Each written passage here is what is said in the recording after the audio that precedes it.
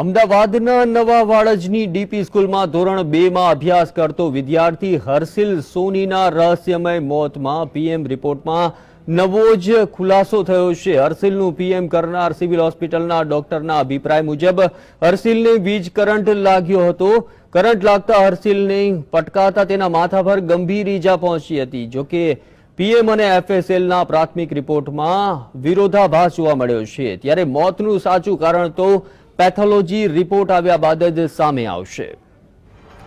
28મી માર્ચના રોજ હર્ષિલને કરંટ લાગવાથી હોસ્પિટલ ખસેડાયો, જ્યાં તેનું સારવાર દરમિયાન મોત થયું।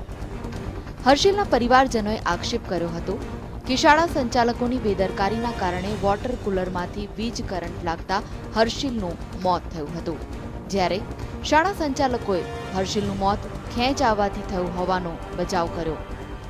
પીએમ રિપોર્ટ કરનાર સિવિલ હોસ્પિટલના ડોક્ટર્સના અભિપ્રાય મુજબ હર્ષિલને વીજ કરંટ લાગ્યો હતો, જ્યારે એફએસએલની ટીમને વોટર કુલર તથા તેની આજુબાજુની જગ્યા પર કરંટ લીક થયાના કોઈ ચિહ્નો મળ્યા ન હતા। ત્યારે પીએમ રિપોર્ટના ખુલાસા બાદ હવે એફએસએલ દ્વારા વોટર કુલરની ફરી વૈજ્ઞાનિક તપાસ હાથ ધરી કુલરની તપાસ માટે એફએસએલમાં મોકલી અપાયું છે। પ્રારંભિક ફાઇન્ડિંગ જોતા ઇલેક્ટ્રિક શોક હોઈ શકે, પરંતુ વધુ નિદાન માટે અમે ડેડ બોડીમાંથી વિસરા લીધા છે અને જે એફએસએલ તથા હિસ્ટોપેથો લેબમાં મોકલાયા છે। અને અમે જે પ્રાઇમરી રિપોર્ટ છે અમારો એ અમે પોલીસ સર્જનની ઓફિસમાં જમા કરાવી દીધો છે, પરંતુ એનું પરફેક્ટ કોઝ ઓફ ડેથ જ્યારે વિસરાનો રિપોર્ટ આવશે ત્યારે આપી શકાશે। સિવિલ હોસ્પિટલના પેનલ ડોક્ટર દ્વારા હર્ષિલનું પોસ્ટમોર્ટમ કરાયું, જેમાં ડોક્ટર પ્રિતેશ ગાંધીના અભિપ્રાય મુજબ હર્ષિલ જ્યારે કુલર પાસે પાણી પીવા ગયો ત્યારે તેને હાથ ભીના થયા હતા।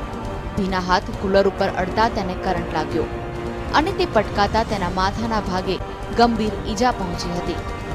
પોસ્ટમોર્ટમમાં હર્ષિલના શરીરમાં કરંટ લાગ્યાના ચિહ્નો મળી આવ્યા છે।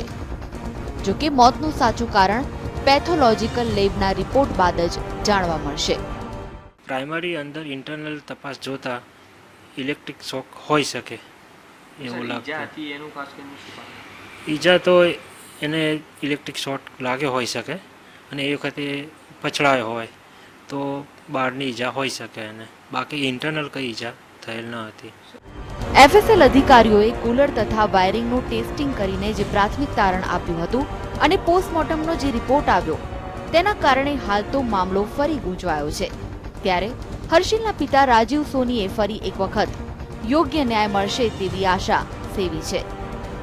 કેમેરામેન મનીષ દવે સાથે મિહિર સોની, GSTV, અમદાવાદ।